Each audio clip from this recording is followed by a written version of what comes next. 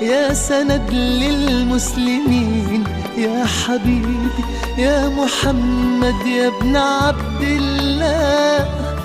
تمت الرسالة تمام والحبيب مسك الختام. طول حياتي وفي صلاتي بدعى أصلي وراه.